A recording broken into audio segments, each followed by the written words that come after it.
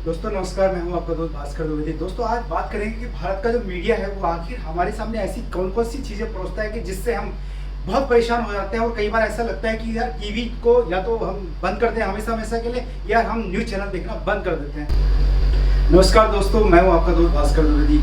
दोस्तों आज हम बात करेंगे कि किस तरह से भारतीय मीडिया किसी भी न्यूज़ को, किसी भी खबर को बढ़ा चढ़ा कर बता देता है और हमारे को इतना मजबूर होना पड़ता है कि हम वो न्यूज़ 10 दिन तक 15 दिन तक वो कंटिन्यू वो न्यूज़ देख रहे होते हैं, चाहे उसका डायरेक्टली या इनडायरेक्टली अप्रोक्स या अप्रोक्स रूप से आपसे उसकी सरोकार हो या ना हो, फिर भी हमें वो न्यूज़ दिखाई जाती है। चाइना बराबर भारत की सीमा पे इंक्रोचमेंट करता जा रहा है, ये उसकी फितरत है। अभी हाल ही में उसने 20 भारतीय सैनिक मार दिए थे, हमारे शहीद हो गए थे हमारे सैनिक, लेकिन उसके बदले में भारतीय सैनिकों ने भी बहादुरी दिखाते हुए उसके 43 सैनिकों को खत्म कर दिया था। दोस्तों ये न्यूज़ कंटिन्यू 10 दिन 12 दिन 15 दिन तक भारतीय मीडिया दिखाता रहा। चलो ठीक है, ये इन्फॉर्मेशन हमारे को मिलती रही, लेकिन उसके बाद जो उसके आगे और पीछे के जो पहलू थे, यानी कि भारत अब युद्ध करने वाला है, चाइना भारत पे युद्ध करने वाला है या भारत चाइना पे युद्ध करने वाला है, इसकी पूरी विशाल पूरी जो चक्रव्यूह है वो रचा भारतीय मीडिया ने। और ऐसा लगता था जैसे कि आज नहीं, आज रात को ही कहीं ना कहीं आज रात को ही भारत और चाइना का युद्ध होने वाला है या कल सुबह जो है भारत और चाइना का युद्ध होने वाला है। हो सकता है कि ये युद्ध परमाणु युद्ध में भी तब्दील हो सकता है कि इसको वर्ल्ड वार भी कहा जा सकता है, ये वर्ल्ड वार का भी रूप ले सकता है। इस तरह से भारतीय मीडिया ने मतलब कहीं ना कहीं हम लोगों को, भारतीयों को या तो डरा दिया या मतलब उस चीज के लिए तैयार कर दिया कि कल ही युद्ध हो, आज युद्ध हो तो किस। उसके बाद आप देखते हैं कि भारत चाइना का युद्ध नहीं हुआ। क्यों नहीं हुआ? क्योंकि जैसे ही भारत चाइना का युद्ध ये लोग भारतीय मीडिया करवाने वाला था, तभी विकास दुबे साहब बीच में आ गए।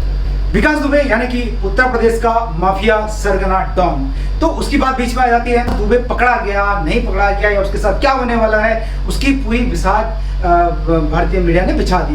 बाहर गया था उज्जैन में, जाकर विकास दुबे ने अपने आप को खुद सरेंडर किया। किसी मीडिया ने उसको सरेंडर नहीं करवाया या किसी पुलिस ने उसको सरेंडर नहीं करवाया, बल्कि वो खुद ही सरेंडर हुआ। उसके पीछे उसकी व्यक्तिगत क्या मंशा थी वो वही जाने, उसके साथ ही खत्म हो गई। विकास दुबे साहब वहां से अरेस्ट हो जाते हैं। उसके बाद हमारा मीडिया फिर क्या करता है? हमारा मीडिया पहले ही आपको बता देता है, यानी कि हमें बता देता है, पूरे भारतीय समाज को बता देता है कि अब विकास दुबे के साथ क्या होने वाला है। उसका एनकाउंटर होगा या उससे जेल होगी और या वो जेल के सलाखों के पीछे जाएगा या उसको आधी रात को ही खत्म कर दिया जाएगा। तो क्योंकि हमारी जो भारतीय मीडिया है उसको सब कुछ पहले से ही पता होता है, तो हुआ भी वही। आधी रात को या उसी रात को उसका विकास दुबे को इनकाउंटर में मार दिया जाता है पुलिस के द्वारा। ठीक है, एक बड़े माफिया से भारतीय जनता को निजात मिली, ये एक अच्छा काम हुआ। लेकिन 15-20 दिन तक ये न्यूज़ दिखाई जाती रही। उसके बाद क्या होता है साहब, अचानक जो है कोरोना हो जाता है अमिताभ बच्चन साहब को। अमिताभ बच्चन जी को जैसे ही कोरोना होता है तो पूरा मीडिया फिर विकास दुबे की न्यूज़ को छोड़कर अमिताभ बच्चन की न्यूज़ पर आ जाता है कि भैया अमिताभ बच्चन और उसकी फैमिली को कोरोना हो गया, तो ये तो बहुत बड़ी बात हो गई, ये तो वर्ल्ड की सबसे बड़ी इंपॉर्टेंट और स्पेशल न्यूज़ है, तो ये तो बहुत बड़ी डेंजरस बात है और अमिताभ बच्चन साहब को ऐसा नहीं होना चाहिए था। बाकी जो भारतीय लोग हैं, कई हज़ारों लोग जो है इसमें अपनी जान से हाथ धो बैठे हैं। जो आम लोग हैं वो कोरोना से रूबरू रोज हो रहे हैं और उसके बावजूद उनको हॉस्पिटल मुहैया नहीं हो पा रहे हैं, उनको फैसिलिटीज नहीं मिल पा रही है, दवाइयाँ नहीं मिल पा रही हैं, वेंटिलेटर का इंतजाम नहीं हो पा रहा है। ये बताने के बजाय, इसके ऊपर ध्यान देने के बजाय भारतीय मीडिया ये दिखाना ज़्यादा इम्पोर्टेंट समझता है, ज़्यादा महत्वपूर्ण समझता है कि एक सिने स्टार, एक फिल्मी स्टार को, एक एक्टर को कोरोना हो गया है तो अब उसका क्या होगा। उसके लिए उसने बहुत बड़ी बड़ी फिल्में दी, वो वर्ल्ड का सबसे बड़ा सुपरस्टार था और उसने भारत का नाम बहुत रोशन किया और वो भारत के आम जनता का, यानी कि गरीब जनता का पेट भरता था, वो गरीब जनता को पैसे देता था, वो पूरे भारत की इकोनॉमी को चलाता था, वो पूरे भारत की सरकार को चलाता था। तो इस तरह से मीडिया उसको बताती है, मीडिया इस तरह से दिखाती है कि जैसे कि सबसे इंपॉर्टेंट न्यूज़ यही है, सबसे महत्वपूर्ण व्यक्ति भारत का यही है, चाहे उसने किसी भी सोसाइटी के लिए कोई भी दान पुण्य किया हो या ना किया हो, कोई कंट्रीब्यूशन उसका भारत सरकार में हो या भारत की सोसाइटी में हो, इससे कोई लेना देना नहीं है। बाकी गरीब आदमी जिए मरे, उसको कोविड-19 के चलते फैसिलिटीज मिल रही हैं या नहीं मिल रही हैं। कुछ ऐसे भी लोग हैं हमारे बीच में समाज में जो 100 साल तक की उम्र के हैं, ज़्यादा उम्र के हैं, और वो बहुत अच्छा उन्होंने अपनी उनकी इम्यूनिटी दिखाई कोरोना वायरस के अगेंस्ट में, और वो ठीक होकर भी आ गए। इस न्यूज़ को दिखाने के बजाय मीडिया ये न्यूज़ ज़्यादा दिखाना पसंद करता है कि अमिताभ बच्चन जैसे लोगों को कोरोना हो जाता है। जी, बाकी को तो मच्छर काट लेता है, कोई दिक्कत नहीं है। तो जो भारतीय मीडिया है ये बहुत बड़ा एक प्रेडिक्शन देता है, यानी कि आपको मैं समझता हूँ कि किसी ज्योतिष के पास या किसी प्रेडिक्टर के पास, किसी एस्ट्रोलॉजर के पास जाने की जरूरत नहीं है। अगर आप अपना भविष्य जानना चाहते हैं या आप कोई भी ऐसी बात जानना चाहते हैं जो कि आपसे रिलेटेड है, तो आप उसको भारतीय मीडिया से पूछिए, वो आपको अगला पिछला सब बता देंगे। आश्चर्य की बात यह है कि अमिताभ बच्चन को कोरोना होता है तो हमारे भारतीय समाज के कुछ लोग, कुछ संभ्रांत लोग जो है हवन करने लगते हैं, यज्ञ करने लगते हैं, अनुष्ठान करने लगते हैं, या उनके नाम का व्रत रखते हैं, उनके लिए उनकी लंबी आयु की दुआ करने लगते हैं। धन्य है आप लोग। मतलब हमें समझ में नहीं आता है कि आखिर भारतीय समाज कहाँ जा रहा है। एक तरफ हम बात करते हैं 22वीं सदी की, सवाल ये उठता है कि जिस इंसान के लिए आप इतनी दुआएं मांग रहे हैं, जिस इंसान के लिए आप इतने अनुष्ठान व्रत कर रहे हैं, वो इंसान का सोसाइटी के लिए क्या कंट्रीब्यूशन है? वो करोड़पति आदमी है, हजारों करोड़ का मालिक है वो आदमी, और मैं दावे के साथ कहता हूँ आपको एक फूटी कौड़ी नहीं देगा। वो एक फूटी कौड़ी नहीं देगा जब आप बीमार हो रहे होंगे, जब आप कोरोना से लड़ रहे होंगे, कोरोना जैसी कोविड-19 जैसी घातक बीमारी से लड़ रहे होंगे, तो आप हॉस्पिटल में गिड़गिड़ा रहे होंगे, हॉस्पिटल में आपको वेंटिलेटर नहीं मिल रहा होगा, तो अमिताभ बच्चन आपके काम नहीं आएगा। अमिताभ बच्चन अपने उस जमा पूंजी से आपको करोड़ों रुपए में से आपको 1 रुपया नहीं देने वाला है, और आप उनके लिए दुआएं मांग रहे हैं। आप उनके लिए दुआएं मांग रहे हैं। आप अपने पड़ोस में किसी को चाय तक नहीं पिलाते हैं और आप उनके लिए दुआएं मांग रहे हैं। आपका पड़ोसी पहले आपके काम आएगा दोस्तों, उसके लिए दुआएं मांगिए।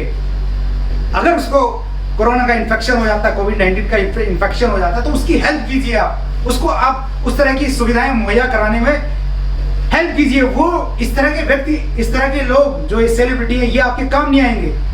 आपका काम आपका पड़ोसी आएगा, आपका दोस्त आएगा, आपका रिलेटिव आएगा, न कि अमिताभ बच्चन आपका किराया देगा, ना ही अमिताभ बच्चन आपको हॉस्पिटलाइज करेगा या उस दवाइयां मुहैया करवाएगा। नहीं दोस्तों, इतने बड़े एक्टर जिनके पास इतने पैसे हैं, करोड़ों रुपए हैं, अगर उनकी शरीर का कोई पुर्जा खराब भी हो जाता है तो करोड़ों रुपए देकर वो अपना ट्रीटमेंट करवा लेते हैं, उस पुर्जे को बदलवा देते हैं, अमेरिका में ट्रीटमेंट करते हैं। आप और हम जैसे लोगों को तो भारत में हॉस्पिटल उपलब्ध नहीं है, बाकी अमेरिका की तो बात ही भूल जाइए। और सबसे बड़ी अचरज की बात यह है कि मीडिया अमिताभ बच्चन की इस न्यूज को रात दिन 24 घंटे कई दिनों से दिखा रहा है, जैसे कि बस इसके अलावा कोई न्यूज हमारे पास नहीं है, कोई इंफॉर्मेशन नहीं है हमारे पास। अरे भैया, कोविड-19 के लिए वर्ल्ड वाइड 200 कंपनी काम कर रही है उसकी वैक्सीन बनाने के लिए। भारत में भी करीब 20-25 कंपनीज काम कर रही हैं। अरे उनके लिए जो फैसिलिटीज जुटाने की बात होनी चाहिए, भारत सरकार को पुश करना चाहिए। आप लोगों को भारत सरकार को पुश करना चाहिए कि उसमें जो फैसिलिटीज प्रोवाइड कर सकते हैं उसमें फैसिलिटीज प्रोवाइड करें आप उन कंपनीज को। आपको पता होना चाहिए कि 5 से 10 साल लगते हैं एक वैक्सीन बनने में, लेकिन इतना बड़ा टाइम नहीं है हमारे पास, क्योंकि ये पेंडेमिक सिचुएशन है, ये महामारी का रूप ले चुका है। और इसलिए इस वक्त जितनी जल्दी से जल्द हो सके कोई कंपनी अगर दवा बना ले तो अपने देशवासी की जान बचा सकते हैं। जहां ये कदम करने के बजाय कि आप गवर्नमेंट को पुश करो कि आप ये जो इतना लंबा जो टाइम है उसको किस तरह से कम किया जा सकता है और जल्दी से जल्दी इस सिचुएशन को कंट्रोल करने के लिए वैक्सीन कैसे बनाई जा सकती है, इस तरह का पुश प्रेशर बनाने के बजाय आप इस तरह की न्यूज दिखा रहे हो, इस तरह की न्यूज पे आप काम करते हो। यही आपका एक मेंटल लेवल है। क्या दिखा रहे हो आप? कहां लेके जा रहे हो आप भारतीयों? वो कहते हैं कि जब ईस्ट इंडिया भारत में आई थी, कोलकाता में जब भारत में आई थी, तो मुट्ठी भर लोग थे ईस्ट इंडिया कंपनी के, रहे होंगे करीब 50, 100 या 200, लेकिन जो उनको देखने वाली जो भीड़ थी, यानी कि जो हमारी भारतीय लोगों की भीड़ थी, वो कम से कम नहीं बोले तो लाखों में थे लोग जो उनको देख रहे थे, अपने घरों के चबूतरों से उनको देख रहे थे। और वो अंग्रेज आपस में क्या बात कर रहे थे वो ईस्ट इंडिया कंपनी के लोग, मैं आपको ये बताना चाहता हूँ, आज आपको सुनना चाहिए। वो लोग आपस में ये बात कर रहे थे कि यार हम लोग मुट्ठी भर हैं, और उसके बाद भी हम मुट्ठी भर लोग हैं और ये जानते हैं कि हम इनके ऊपर राज करने के लिए आए हैं और ये हम अपनी कंपनी के थ्रू इनके ऊपर राज करने वाले हैं, ये जानते हैं इस बात को। और अगर ये इतने सारे लोग एक एक पत्थर भी हम लोगों को मारेंगे ना, तो हम लोग यहाँ पे रह नहीं सकते, टिक नहीं सकते, खत्म हो जाएंगे हम सब लोग। लेकिन हम भारतीय उस समय भी सोए रहे। तो दोस्तों ये एक सीख है, एक एग्जाम्पल है जो कि हम लोगों को पढ़ना चाहिए, सीखना चाहिए और इससे हमें सीख लेनी चाहिए। इतिहास हमेशा सीखने के लिए होता है कि हमने जो इतिहास में गलतियां की हैं वो उन गलतियों को हम दोबारा ना दोहराएं, इसलिए इतिहास से सीखने की ज़रूरत है दोस्तों। और मीडिया को मैं यही कहना चाहता हूं कि आप लोग जो एक्चुअल न्यूज़, एक्चुअल जो इन्फॉर्मेशन जो देनी चाहिए, क्योंकि मीडिया जो है भारतीय संविधान का चौथा स्तंभ माना जाता है, तो उसके नाते आपका जो फर्ज बनता है, आपके जो कर्तव्य हैं वो बहुत ही विशाल हैं, बहुत बड़े हैं, आपके ऊपर बहुत बड़ी रिस्पॉन्सिबिलिटी है। और अगर आप इस तरह से अपने देशवासियों को गुमराह करेंगे तो क्या होगा इस देश का, क्या होगा हमारे अस्तित्व का। तो ये ध्यान देने की जरूरत है दोस्तों। Thank you so much. जय हिंद, जय भारत, वंदे मातरम।